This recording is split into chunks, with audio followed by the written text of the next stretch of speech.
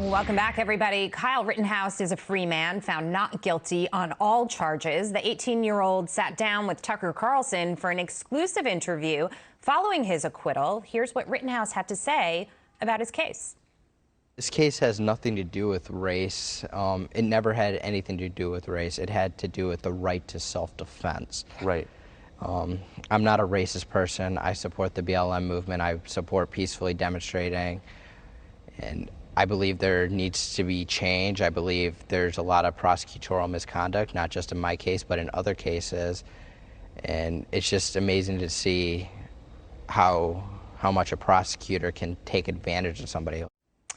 Don't miss it, because the full interview is going to air on Tucker Carlson tonight, 8 p.m. Eastern Time on Fox News. Here now to discuss, Dave Marcus, New York Post columnist. Dave, great to see you. It's interesting because Peter Doocy pressed President Biden, who also on the campaign trail called Rittenhouse a white supremacist, but there was no evidence of that. The president didn't retract what he had to say. And so many people are walking around continuing to spew the false narrative and the dialogue. He's defending himself there with Tucker. Your reaction to everything that's happened? Well, look, this is complicated because I agree with Rittenhouse that the case was not about racism, but there was clearly a racial dimension to the story because of, where it took place in the midst of these protests and riots that swept the country in 2020, ostensibly about racial justice. Now, was Kyle Rittenhouse motivated by race or racism at all? There's no evidence to suggest that he was, but that's irrelevant to the contemporary progressive left in the United States, because intent doesn't matter. As Ibram X. Kendi, who's one of their great spokespeople, says, there's no way to just not be a racist. You're either actively anti-racist or you are a racist. And being anti-racist means believing what progressives say and behaving as they want you to. By that definition, yes, Kyle Rittenhouse is a white supremacist, but so is half of America. And this is a much bigger problem, and it's why we can't have a rational conversation about this. We're dealing with two completely different definitions of racism that are often quite contradictory. Yeah, no, you make a great point. And Dave, that brings me to my next question, because I want to get your take on this. We've got several media outlets reacting to his verdict and essentially peddling the narrative that you're discussing. Take a listen here.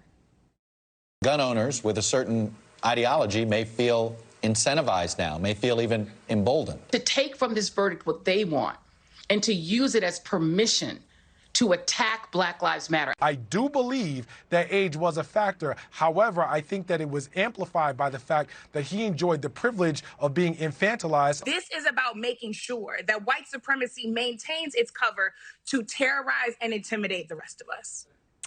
Dave, your reaction? I mean, there's no way to have a reaction, right? I mean, these are claims that are offered with no evidence. It is a very vague and amorphous notion of white supremacy that is apparently in the oxygen that we breathe.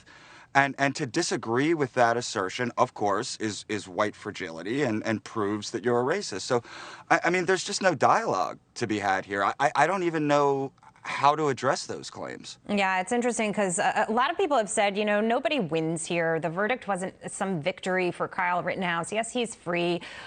Yes, the jury said that he had a right to defend himself in this case, but people lost their lives. This was just a terrible situation altogether. What I think is interesting was the reaction from President Biden and Vice President Harris.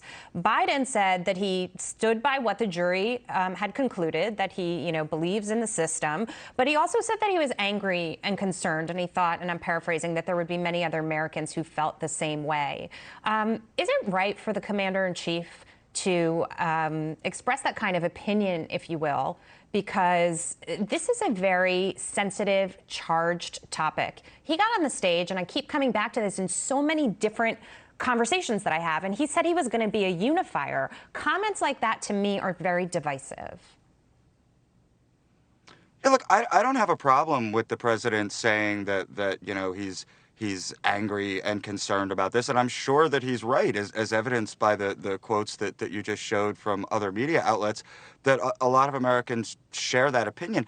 I'd like to know why, right? I would really love Joe Biden and Kamala Harris to explain what it is that they're angry and concerned about here, but they won't do that. Yeah. That's what I'd like to see. There are a lot of folks out there that look at this verdict and they say it could have been your kid or my kid or anybody out there, and that we have to protect ourselves, we have to protect the Constitution, and we have to, stand our ground when it comes to making sure that this all doesn't go a little bit too far. Dave Marcus, thank you so much. Thank you.